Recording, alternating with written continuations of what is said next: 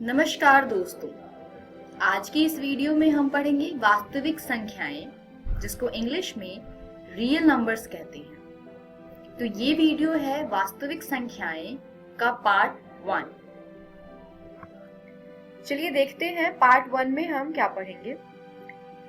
Euclid विभाजन प्रमेयिका। चलिए theorem देखते हैं एक यूक्लिड विभाजन प्रमेयिका का।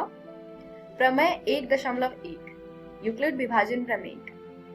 दो धनात्मक पूर्णांक a और b दिए रहने पर ऐसी अद्वितीय पूर्ण संख्याएं q और r विद्यमान है कि a बराबर bq जमा r हो, जहां पर r 0 से बड़ा या बराबर है तथा r b से छोटा है। इसका अर्थ है कि कोई भी दो पूर्णांक दिया हो, धनात्मक पूर्णांक, तो हम ऐसी दो संख्याएं निकाल सकते हैं Q और R, जिससे A बराबर BQ जमा R एक जो समीकरण है वो सेटिस्फाई करेगा, और R जो है, R यहाँ पर शेषफल दर्शाता है। R 0 से बड़ा होगा या बराबर होगा और R B से छोटा होगा। यूक्लिड विभाजन एल्गोरिथम दो धनात्मक पूर्णांकों का HCF परिकलित करने की एक तकनीक है। यानी HCF निकालने के लिए हम यूक्लिड विभाजन एल्गोरिथम का प्रयोग करते हैं। आपको याद होगा कि दो धनात्मक पूर्णांक A और B का HCF सबसे बड़ा धनात्मक पूर्णांक D है, जो A और B दोनों को विभाजित करता है। मतलब HCF, जिसको हम इंग्लिश में हाईएस्ट कॉमन फैक्टर कहते हैं, वो दो संख्याओं का वो सबसे बड़ा धनात्मक पूर्णांक होता है जो दोनों ही संख्याओं को पूर्ण रूप से विभाजित करता है। दो धनात्मक पूर्णांकों, मान लीजिए C और D, जहां C D से बड़ा है, का HCF प्राप्त करने के लिए नीचे दिए हुए चरणों का अनुसरण कीजिए। यानी ये वो सारे स्टेप्स हैं, वो चरण हैं जिनका हम प्रयोग करते हैं दो धनात्मक पूर्णांकों का HCF निकालने के लिए। स्टेप 1, C और D के लिए यूक्लिड विभाजन प्रमेयिका का प्रयोग कीजिए। इसीलिए हम इससे Q और R ज्ञात कर सकते हैं कि C बराबर DQ जमा R हो, जहां C दोनों संख्याओं में से बड़ी संख्या है, बराबर D छोटी संख्या, Q भाजक जमा R शेषफल। जो शेषफल है वो 0 से बड़ा या बराबर होगा तथा ये शेषफल D से छोटा होगा। चरण 2 यानी स्टेप 2, यदि R 0 के बराबर, यहाँ पे हमारे पास दो केसेस आते हैं, या R 0 के बराबर होगा या R 0 से बड़ा होगा। तो यदि R 0 के बराबर है तब D पूर्णांकों C और D का HCF है और यहीं पे हमारा हल प्राप्त हो जाएगा। दूसरा केस, यदि R 0 के बराबर नहीं है तो D और R के लिए यूक्लिड विभाजन प्रमेयिका का फिर से प्रयोग कीजिए। स्टेप 3, इस प्रक्रिया को तब तक जारी रखिए जब तक शेषफल 0 ना प्राप्त हो जाए। इसी स्थिति में प्राप्त भाजक ही वांछित HCF होगा। चलिए एक प्रश्न देखते हैं।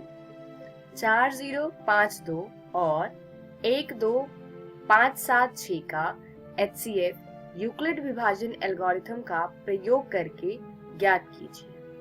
हल। पहला चरण, यहाँ पे 12576 बड़ा है 4052 से, तो हम 12576 और 4052 पर यूक्लिड विभाजन प्रमेयिका का प्रयोग करेंगे और हमें प्राप्त होगा 12576 बराबर 4052 गुने में 3 जमा 420। चलिए देखते हैं ये हमने कैसे प्राप्त किया। भाग का साइन बनाएंगे।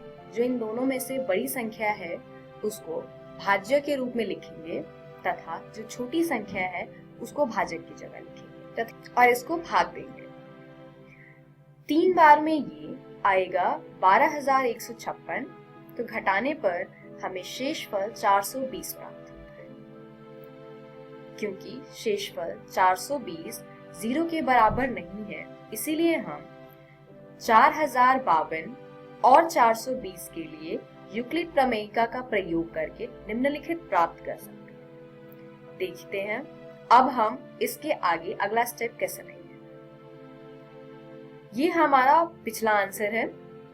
दूसरा हम भाग का साइन फिर से बनाएंगे तथा 4052 जो कि पिछले स्टेप पर भाजक था उसको हम भाज्य की तरह यहाँ लिखेंगे तथा 420 जो पिछले स्टेप में शेषफल था उसको हम भाजक के रूप में लिखेंगे। तो हर बार हमें ये इसी प्रकार करना है, भाजक को भाज्य की तरह लिखना है तथा शेषफल को भाजक की तरह लिखना है।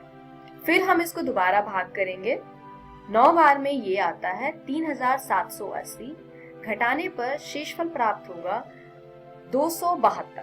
क्योंकि शेषफल 272 0 के बराबर नहीं है तो हम 272 तथा 420 में दोबारा से यूक्लिड विभाजन प्रमेयिका का प्रयोग करेंगे।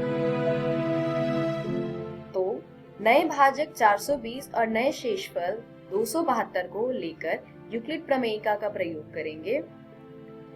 इससे हमें प्राप्त होगा 420 बराबर 272 गुने में 1 जमा 148।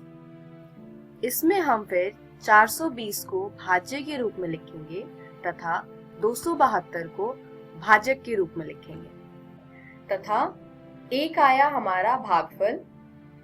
इसको भाग देने पर शेषफल प्राप्त होता है 148। नए भाजक 272 और नए शेषफल 148 पर यूक्लिड विभाजन प्रमेयिका का फिर से प्रयोग करेंगे और ये हम तब तक करते रहेंगे जब तक कि हमारा शेषफल 0 नहीं आ जाता। अब 148 और 272 को लेते हैं और आगे हल करते हैं। इस पे फिर से यूक्लिड विभाजन प्रमेयिका का प्रयोग करने पर हमें 148 भाजक प्राप्त हुआ है तथा शेषफल 124 प्राप्त हुआ है, जिसपे हम फिर से यूक्लिड विभाजन प्रमेयिका का प्रयोग करेंगे।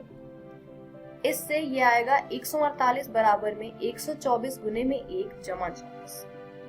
हम नए भाजक 124 और नए शेषफल 24 पर यूक्लिड प्रमेयिका का प्रयोग फिर से करेंगे और इससे हमें मिलेगा 124 बराबर 24 गुने में 5 जमा 4। अब नया भाजक है 24 और नया शेषफल है 4। इस पर हम यूक्लिड विभाजन प्रमेयिका का प्रयोग करेंगे। क्योंकि ये लास्ट स्टेप है इसलिए इसको डिटेल में देखते हैं।